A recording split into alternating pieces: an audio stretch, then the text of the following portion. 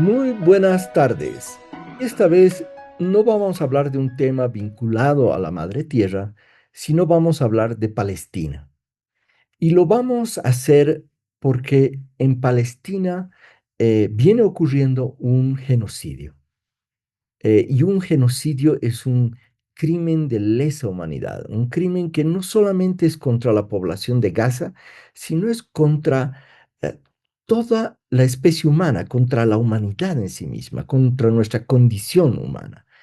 Es algo que denigra nuestra condición como seres humanos y obviamente, si no abordamos un tema tan álgido como el del genocidio que está ocurriendo en una parte del planeta, mucho menos vamos a poder pretender cuidar de la madre tierra y de la naturaleza. Por eso es que hemos decidido dedicar este programa a hablar de Palestina y para ello nos acompaña Juan Pablo Neri, con quien vamos a hablar de lo que está ocurriendo en Palestina y de por qué estamos hablando de un genocidio y qué es lo que podemos hacer, cuáles son las causas. Empecemos primero, Juan Pablo, hablando un poco de cuáles son los datos de este genocidio que está ocurriendo en Palestina. ¿Qué es lo que está pasando allí? Eh, Danos una pintura gráfica de lo que pasa. Buenas tardes, gracias Pablo. Y sí, efectivamente es un tema gravísimo lo que está pasando. Importante darle atención. Eh, lo que se ha venido registrando tiene que ver con la intensificación de la violencia eh, de Israel contra el pueblo palestino desde el 7 de octubre de 2023. No se produjo un ataque protagonizado por Hamas contra población civil en Israel, que dio lugar a una intensificación de una violencia que, no obstante, no ha empezado hace 2 años, ¿no? Que tiene más de 75 años teniendo lugar en territorios palestinos ocupados. Sin embargo, durante los últimos 2 años, esa violencia se ha intensificado, como decía, y el resultado hasta el presente, para que la población que no está enterada se entere, es aproximadamente 67,000 personas muertas palestinas, de las cuales la mayoría han sido mujeres y niños. El número de heridos ha sido hasta ahora es de más de 164,000, ¿no? Y estas son cifras oficiales que manejan Naciones Unidas, es decir, es muy probable que los números puedan ser más altos. Además de que la composición de la población afectada han sido sobre todo civiles, niños y mujeres, pero también hombres, adolescentes, etcétera, se ha producido un desplazamiento masivo de la población, precisamente porque la violencia también tiene el objetivo de desplazar a las personas de los lugares que habitaban. En la Franja de Gaza, ¿no? Estamos hablando de la Franja de Gaza, no de Cisjordania, que es otra parte de los territorios palestinos cercados por Israel. En términos de daños materiales, se ha destruido básicamente toda la infraestructura de viviendas, servicios. Estamos hablando entonces de una violencia aniquiladora de la infraestructura civil, hospitales. Se han bombardeado hospitales cuando estaban atendiéndose a pacientes. Entonces hay un daño material tremendo, ¿no? Esto también impacta en el hecho de que las personas no pueden acceder a alimentos, hay un problema de malnutrición y de desnutrición y hambruna que ha sido declarado también por agencias oficiales como la ONU. Además, se ha destruido todo el patrimonio, no solamente cultural, sino también natural de las poblaciones palestinas que estaban viviendo en la Franja de Gaza, desde campos de cultivo, plantaciones de árboles centenarios de olivo, que eran parte del sustento de la población, y desde luego se ha privado a toda la población de acceder a cualquier fuente de alimentos, de recursos naturales, etcétera. Entonces, realmente la devastación no solamente tiene que ver con cifras estadísticas de muertes y de heridos, sino con toda la violencia aniquiladora que ha intensificado, porque no es algo que otra vez inicia hace 2 años, sino que ya lleva muchos años. Y yo pienso que los ataques del 7 de octubre de 2023 le dieron la excusa perfecta a Israel para desplegar esta violencia aniquiladora y desenfrenada. Además, con el apoyo financiero de Estados Unidos y de las potencias vasallas a Estados Unidos en Europa. Ahora, Juan Pablo y quienes nos escuchan, la franja de Gaza, ¿cuán grande es? Estuve revisando y son 45 kilómetros cuadrados, es decir, es una décima parte de todo el municipio de La Paz, ¿no? Podríamos decir que es un barrio. Y es un barrio donde viven 2 millones de personas, es decir, el doble de la población de La Paz, pero en un territorio que es una décima parte de la ciudad de La Paz y donde prácticamente la ciudad, como han podido ver en las imágenes, ha sido aplanada por un bombardeo indiscriminado, inmisericordia, y por eso se lo califica de genocidio, porque cumple con por lo menos tres de las grandes características del genocidio, que es la matanza masiva de miembros de un grupo, la lesión grave a la integridad física y mental de ese grupo de personas, y lo que es la característica del genocidio, el sometimiento intencional del grupo a condiciones de existencia que hayan de acarrear su destrucción física total o parcial. Una persona puede agarrar una ametralladora y matar a 100 personas en el estadio, y eso no se consideraría un genocidio si no es un acto que busca eliminar a una cierta población por algún tipo de causa o de factor físico, racial, étnico, y esas son las características, y por eso no lo decimos nosotros, la Corte Penal Internacional ha determinado que hay indicios de genocidio en Gaza por parte de Israel, y hay una orden de captura preventiva mientras se llevan adelante las investigaciones contra Netanyahu. Eh, ¿Cómo avanza este proceso en la Corte Penal Internacional?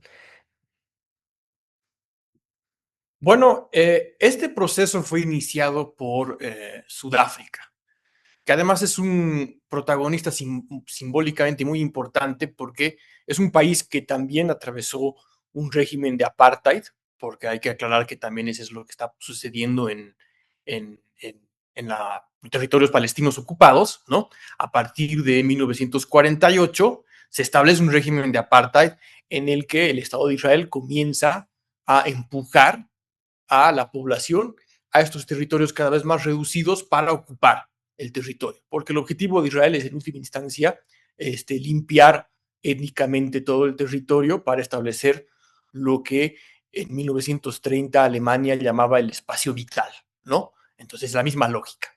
Entonces, es simbólico que Sudáfrica, que también sufrió un régimen de apartheid, fuera la que inicia este proceso. Y a partir de esto se fueron sumando varios países, ¿no? Incluyendo Bolivia, lo cual es algo positivo, a apoyar este proceso. El problema es que, obviamente, la geopolítica tiene que ver con relaciones de poder entre países, ¿no? Y la principal o la, por el momento, más grande potencia militar del mundo, que es Estados Unidos, que obviamente es aliado incondicional de Israel, intentó desestimar y disuadir este proceso judicial en la Corte Penal Internacional contra Israel y contra los altos funcionarios de Israel, incluso estableciendo sanciones contra los países y contra los funcionarios y las personas que estaban protagonizando este proceso, ¿no? Entonces, como tú bien decías, la Corte ya dictaminó en julio del 2024 que la ocupación de los territorios es ilegal, ¿no? Que hay indicios de que se ha cometido genocidio. Es importante también aclarar que la ONU ya ha declarado que es un genocidio, ¿no? Es decir, no solamente ya son indicios o se habla de presunción, sino que es un genocidio. Eh, y por lo tanto, también varios países, incluso países vasallos de Estados Unidos en Europa, han eh, han aceptado que harían cumplir las órdenes de aprehensión contra Netanyahu y los otros miembros de su gabinete que están bajo esta orden de aprehensión. Sin embargo, bueno, hasta ahora, gracias a la protección de Estados Unidos, estos funcionarios han logrado eh, evadir, digamos, estas órdenes, ¿no? Bueno, muchas gracias Juan Pablo. Tenemos que irnos a un corte y pronto volvemos para continuar hablando de los orígenes de este conflicto, de este genocidio.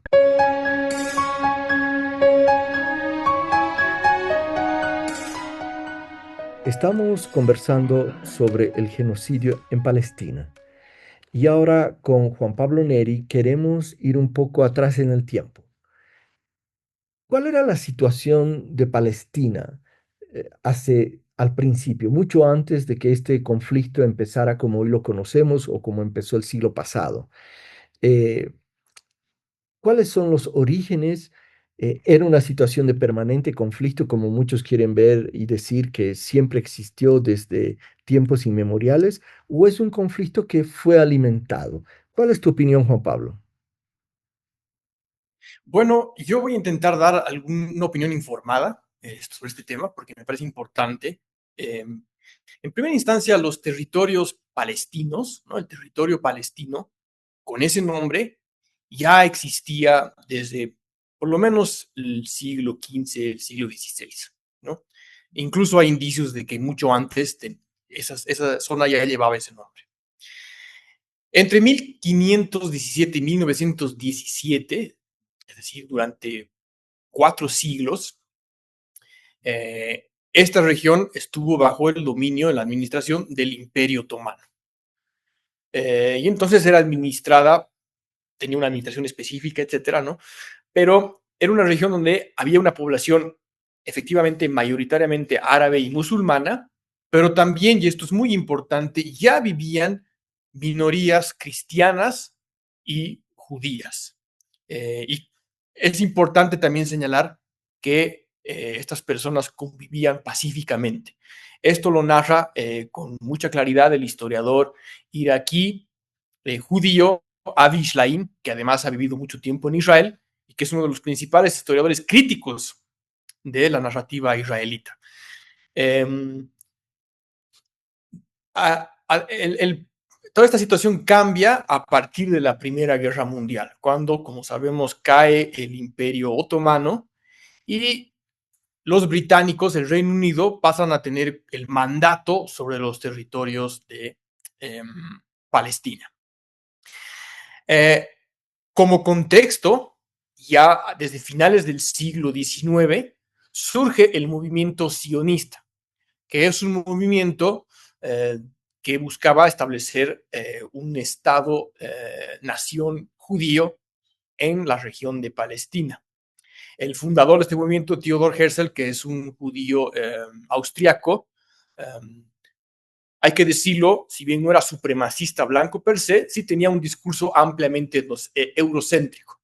Entonces, entre otras cosas, él decía que la formación de un Estado para los judíos europeos en territorios palestinos iba a ser crear el equivalente a crear un enclave de la civilización europea en el Medio Oriente. Entonces ya existía esta historia. Obviamente este proyecto implicaba llevar gente, es decir, judíos europeos a este territorio para colonizar. Entonces, desde el principio, el proyecto sionista del Estado de Israel es un proyecto colonial, ¿sí?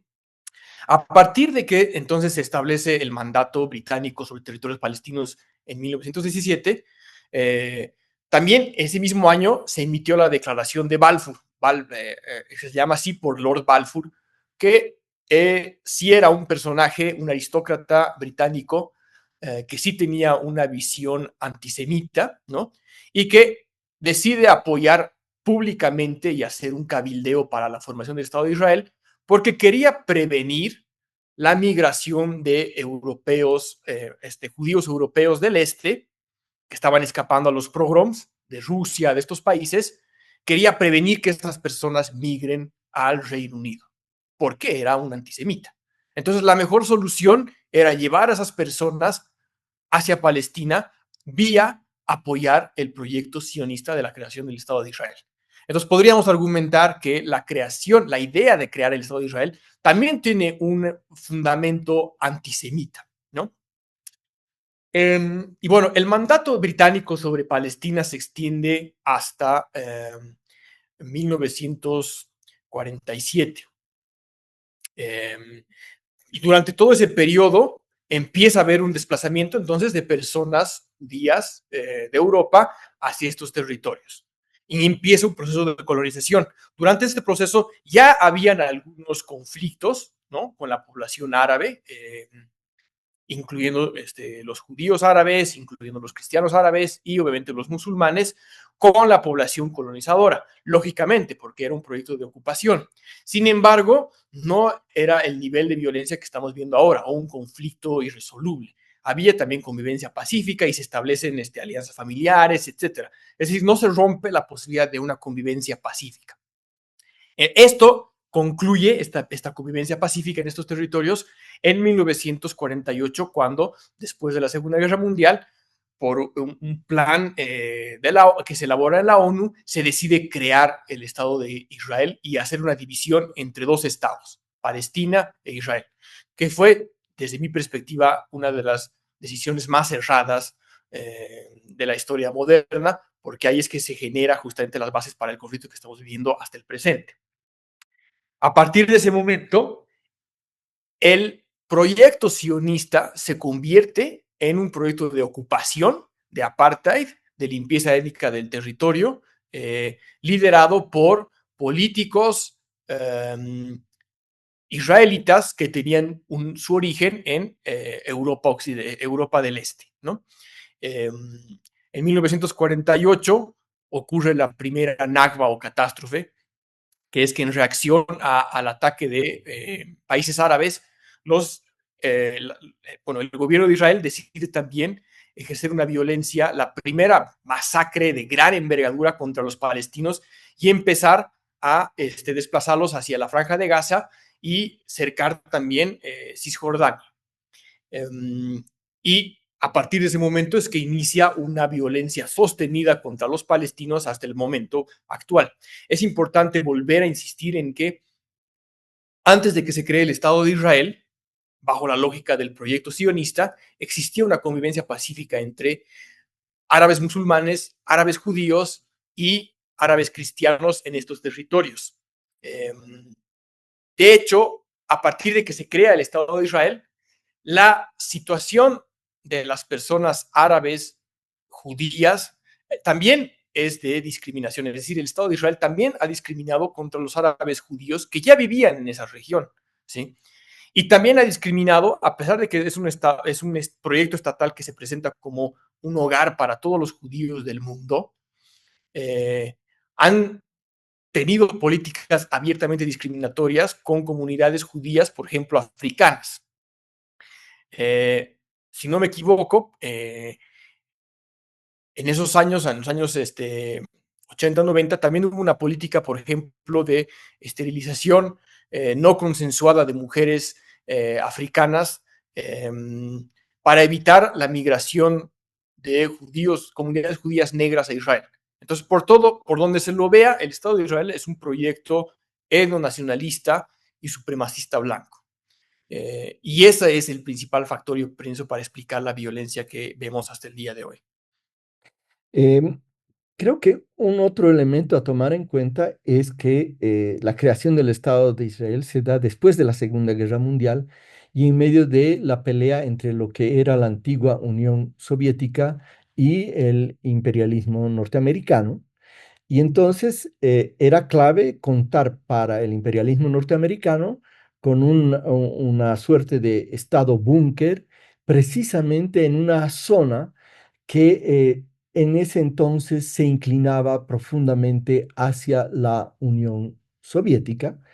Y entonces todo este andamiaje que tú muy bien relatas es también utilizado en el marco de esta lucha geopolítica por el control del Medio Oriente en una zona que tiene las principales fuentes de petróleo actualmente, pero en ese entonces era todavía mucho más.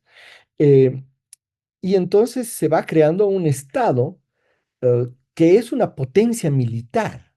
No es, no es cualquier estado que ha sido creado, no, es un estado que nace como un estado con un gran presupuesto militar, probablemente uno de los más grandes y sofisticados aparatos militares, ¿no? Eh, y lo que hemos visto nosotros, que muchos pueden decir, bueno, el conflicto empezó con la incursión de Hamas en el 2023, y podemos ser absolutamente contrarios a el hecho de que hayan muerto alrededor de 1.000 personas durante este ataque de Hamas y eh, de- se hayan obtenido rehenes por más de unos 200 personas.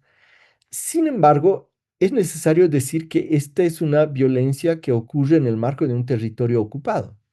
Cuando las Naciones Unidas crearon o emitieron esta resolución para crear los dos estados, los palestinos no lo quisieron, ni los árabes. Ellos eran en ese entonces la población mayoritaria en lo que es Palestina, eran la mayoría, tenían la mayor cantidad de la tierra y se opusieron a la creación de los dos estados.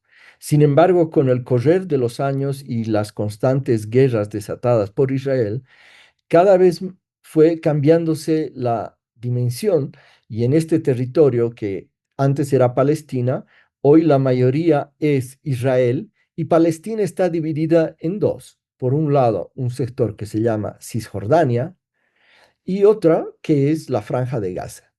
Eh, y en la Franja de Gaza viven 2 millones de personas, en Cisjordania unas 3 millones de personas, divididas por una ocupación que sigue avanzando, incluso a pesar de las múltiples resoluciones de la ONU de alerta, de condena contra avances de la ocupación israelí en territorio palestino. Vamos a ir nuevamente a una pausa y pronto volvemos para continuar con esta historia sobre a dónde va el conflicto en Palestina.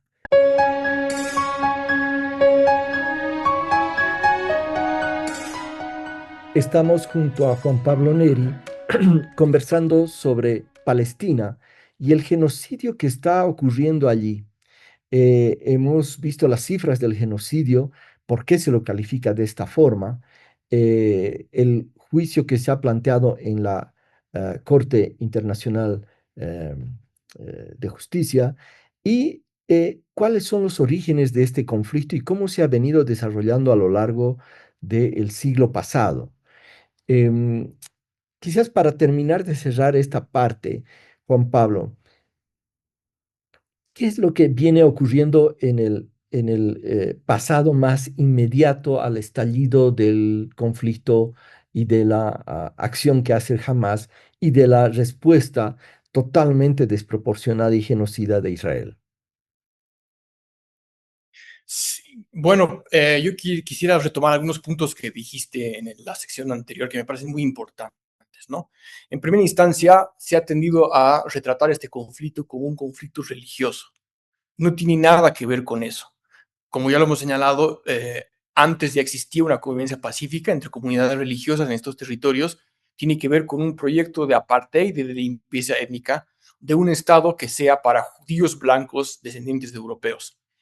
Eh, por otro lado, jamás no fue sino hasta muy recientemente, es decir, la década de los 2010, la principal fuerza insurgente representante del pueblo palestino.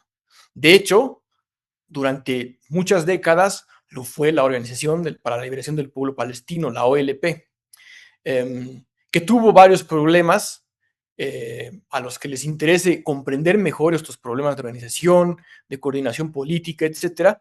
Uno de los intelectuales palestinos que mejor intentó explicar esto en varios escritos fue Edward Said, autor de Orientalismo. Eh, por problemas de corrupción, etcétera, también es que se debilitó la OLP. Sin embargo, Durante muchos años esta fue la principal organización que representaba al pueblo palestino. Hubieron además otros ejércitos de liberación palestina, como por ejemplo el Frente Popular para la Liberación de Palestina, que era un ejército de corte marxista, es decir, con una inspiración socialista, que no tiene nada que ver entonces con una agenda religiosa o musulmana. Y de hecho, en este contexto, en estas décadas del conflicto, eh, jamás durante mucho tiempo fue una fuerza marginal. Así es como lo explica Edward Said, ¿no?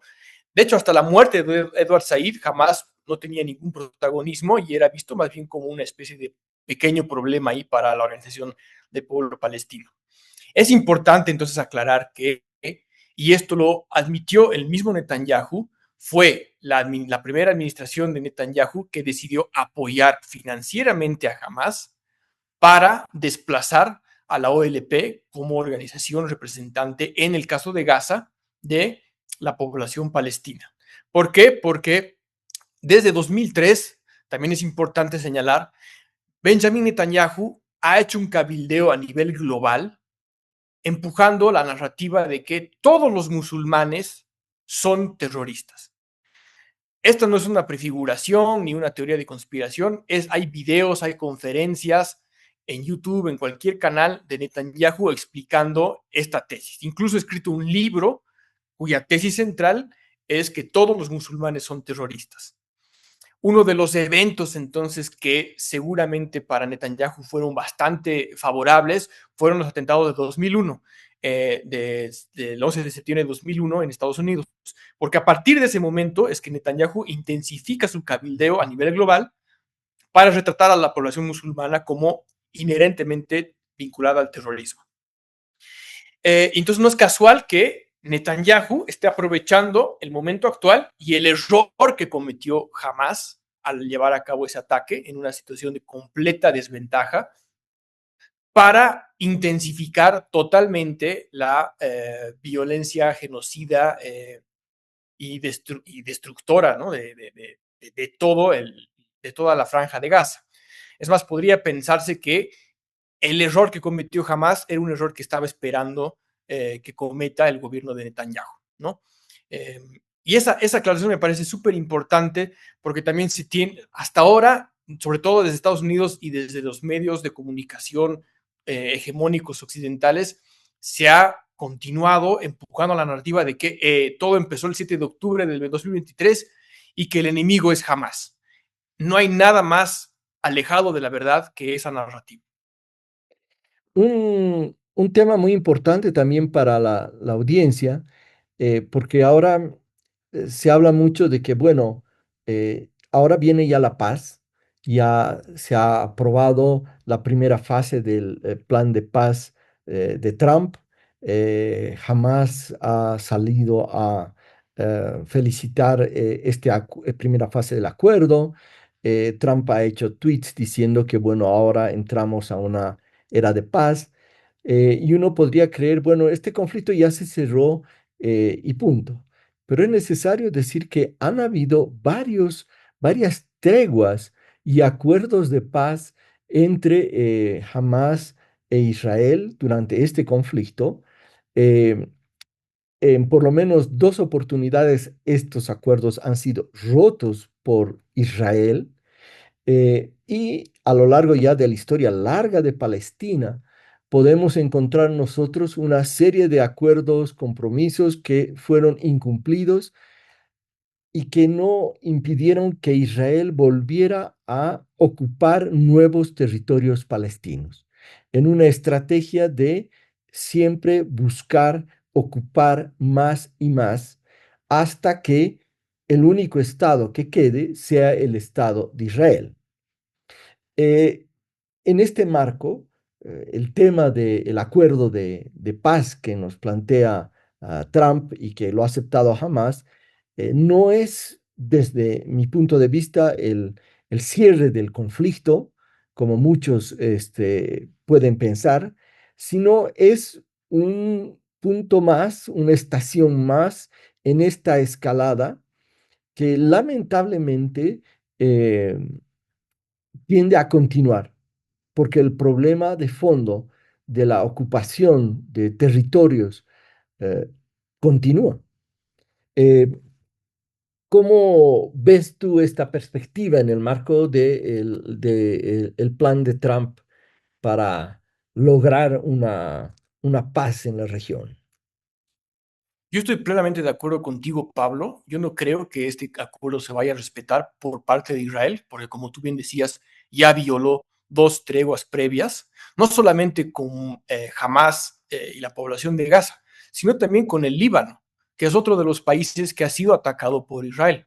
Porque además la cruzada, la campaña militar de Israel, no solo tiene que ver con Hamas y con la franja de Gaza.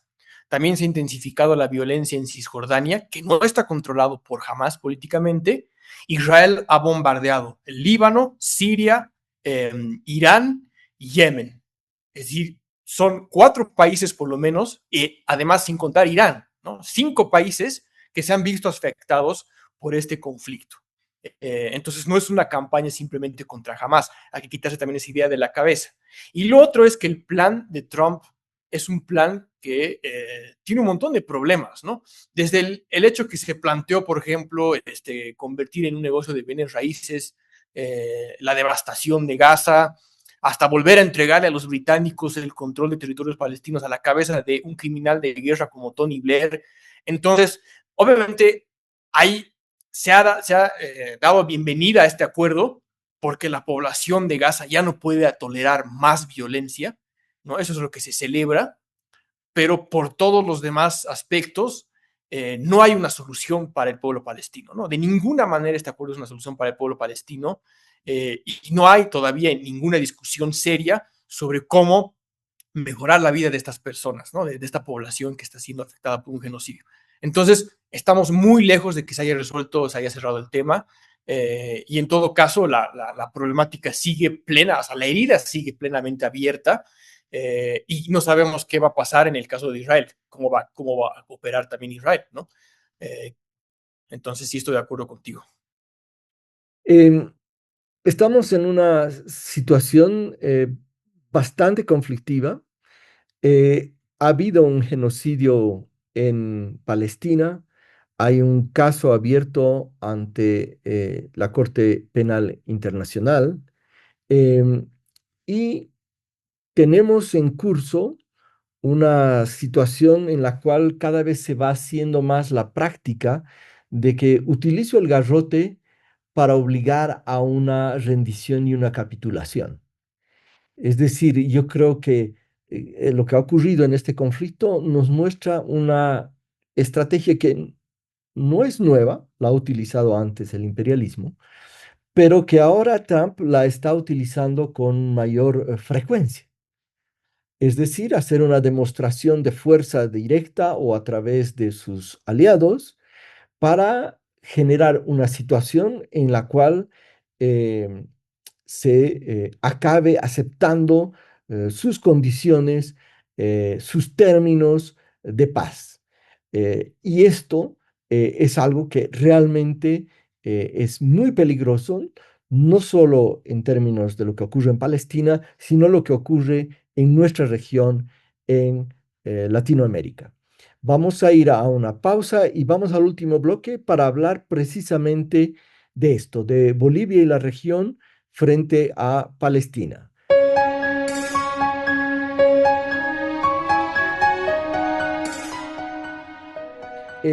Estamos conversando con Juan Pablo Neri sobre Palestina, pero ahora queremos hablar sobre Palestina y Bolivia.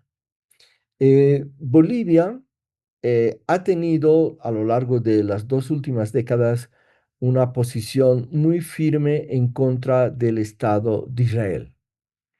Se han roto relaciones. No es que no solamente no hay embajadores, sino no hay relaciones diplomáticas con Israel. Y ahora estamos en medio de un genocidio muy grande. La mayoría de los estados, son más de 150 estados que ahora reconocen a Palestina. Otros estados e incluso varios exponentes y expertos de la ONU plantean que una medida de sanción contra Israel es precisamente la ruptura de relaciones diplomáticas. y tenemos ahora un cambio de gobierno en unas cuantas semanas aquí en Bolivia. Eh, ¿Cuál va a ser la posición del Estado de Bolivia frente a Israel?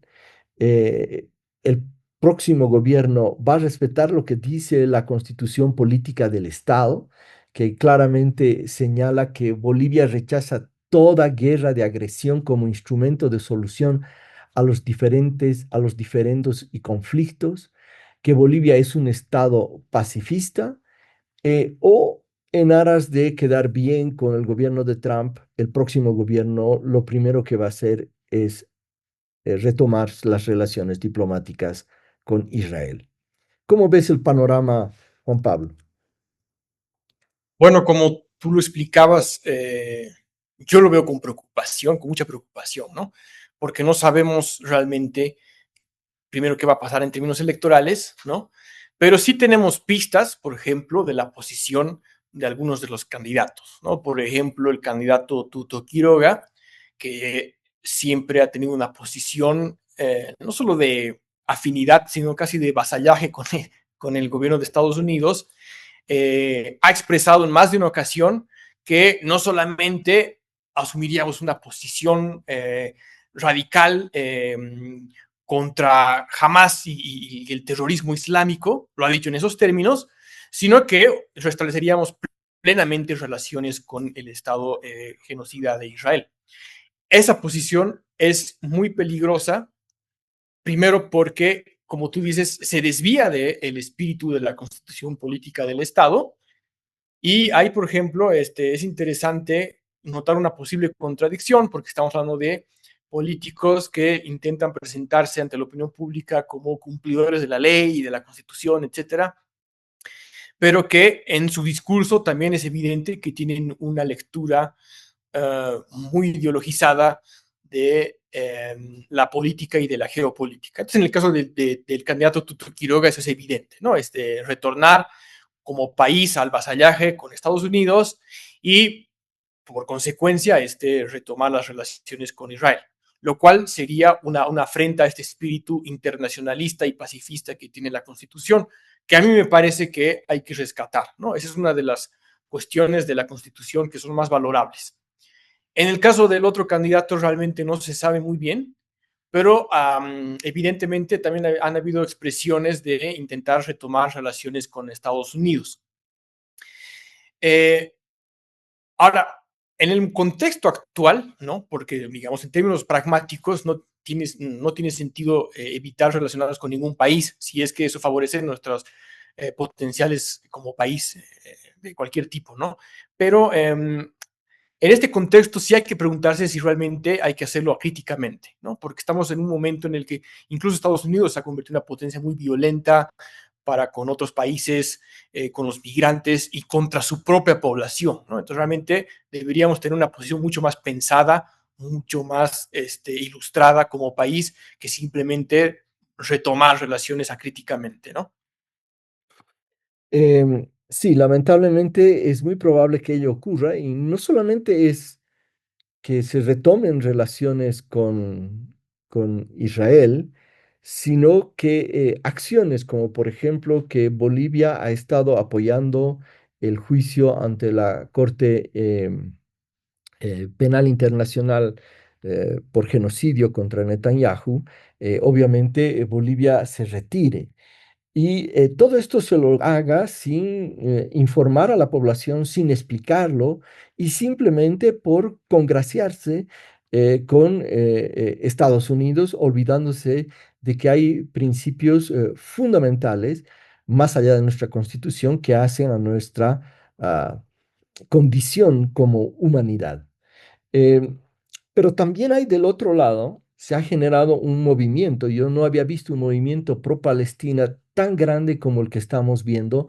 La flotilla Sumud ha sido, digamos, uno de los picos, pero las movilizaciones de cientos de miles en varios países europeos, en Estados Unidos, eh, hay una situación en la que también hay una nueva relación de aproximación a la causa palestina que nunca la había visto con tal envergadura como ahora.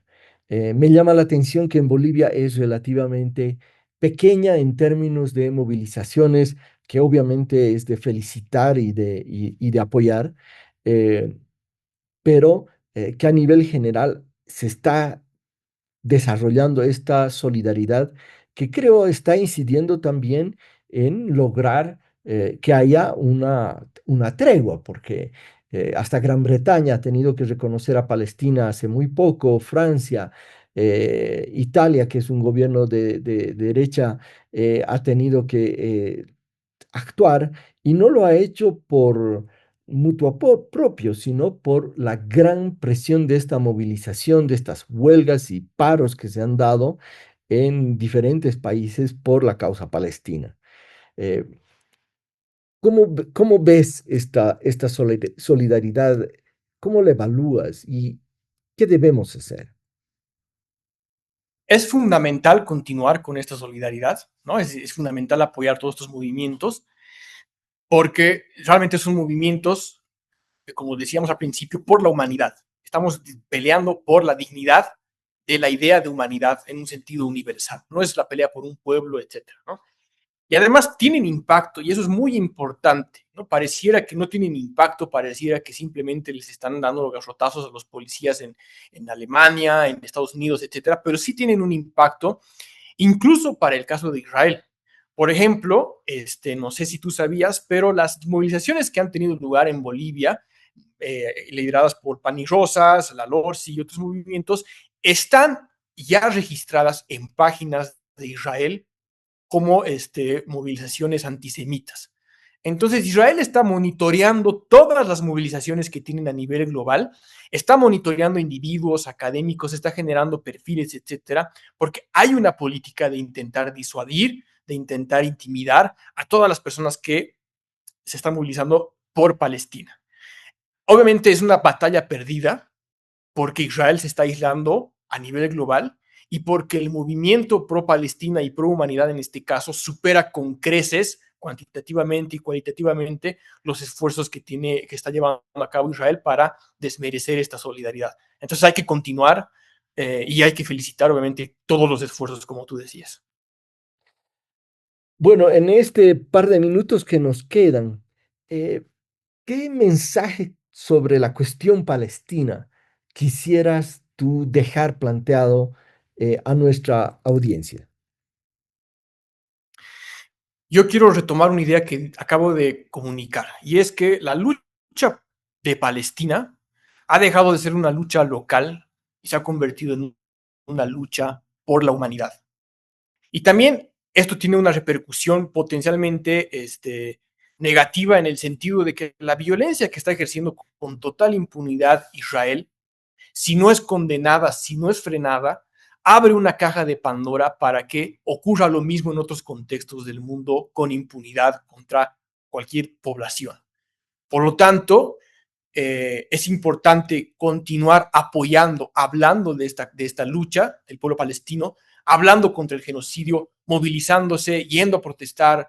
Cualquier forma de movilización, de manifestación de indignación es importante, es valiosa, porque al final es una lucha no solamente por ese pueblo, sino por todos nosotros, los humanos en general. Entonces, ese es el mensaje que quiero dejar.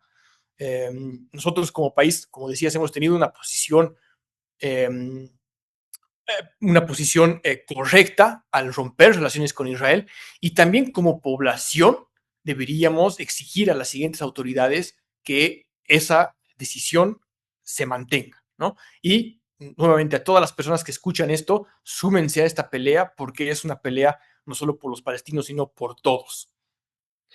Muchas gracias, Juan Pablo. Como lo dijimos desde un principio, hemos escogido el tema de Palestina porque una humanidad que no es capaz de velar por su propia humanidad, muy difícilmente va a velar por la madre tierra.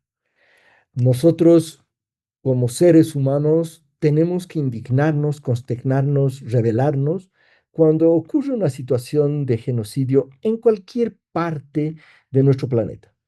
porque la condición humana no puede ser rebajada a esta situación en la cual uno se acostumbra a ver ciudades aplanadas por las bombas. Muchas gracias